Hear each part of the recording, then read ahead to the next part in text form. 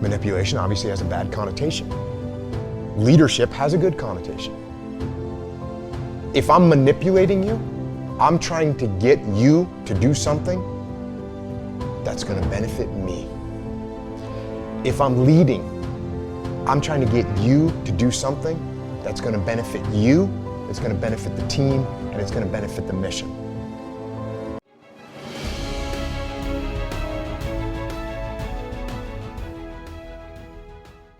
I'm legitimately asking these questions. I'm not doing this, okay, well, we're gonna get you there and that's what's gonna happen. I already know the outcome. No, I think I know the outcome, but I'm not sure of it. You know how many times I'm sure of what the outcome's gonna be? Not very often. So the truth is I'm being totally transparent. I'm asking legitimate questions. I think I know the answers. I think they're gonna lead to the right place. And so it's okay to let that run its course. Now you talked about manipulation. Manipulation obviously has a bad connotation. Leadership has a good connotation. What's the difference between the two? Because guess what? If I'm manipulating you, I'm trying to get you to do something. If I'm leading you, I'm trying to get you to do something. And many of the tools are very similar. So what's the difference between me leading you and me manipulating you? It's very easy for me to answer that question. If I'm manipulating you, I'm trying to get you to do something that's going to benefit me. If I'm leading, I'm trying to get you to do something that's going to benefit you, it's going to benefit the team, and it's going to benefit the mission. So for me, those are too easy.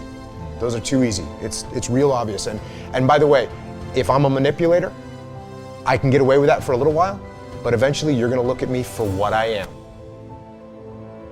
You're gonna see that the maneuvers I'm making, the tools I'm using, I'm utilizing those tools for my own benefit. And as soon as you see that, you won't fully support me. The same goes for when I'm trying to make you do something good for yourself and for the team. You're gonna see that too. And you're gonna say, he actually cares about me. That's what he's doing this for. And when you know I care about you, you'll do anything for me. I mean, that's what it boils down to. If my team, and I mentioned that in the book, it's like, oh, I want to give you hard criticism. How do I give you hard criticism? The first thing I have to do is make sure that you understand I care about you, which is not easy to do, and it's not always obvious. But if you know that more than anything else, what I want is for you to be successful. When I say, hey Tom, I'm looking at the outcome of the last project and you were like 3 weeks past the time, I think there's some things that we could do to kind of make you a little bit more efficient in leading these things. If you know that my number one thing is that I care about you, you're gonna be all ears to an extent. Because guess what percentage of the world is truly open for criticism? Oh, it's tiny. There's so few people that are truly open to criticism. I always use this example, like if I went and talked to your company and got done and was like, hey Tom, it's great talking to your company. You got any feedback for me? And you said, well, yeah, I think you could have spent a little more time talking about extreme ownership. It would have been a little bit better for my crew. And in the back of my mind, I'm thinking, oh, really? Even though I actually asked for feedback.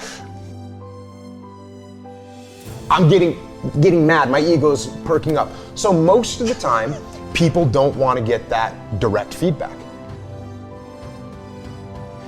And in fact, sometimes when I hear people say, I'm just gonna get direct with this person. I'm just gonna let them know exactly what they're screwing up.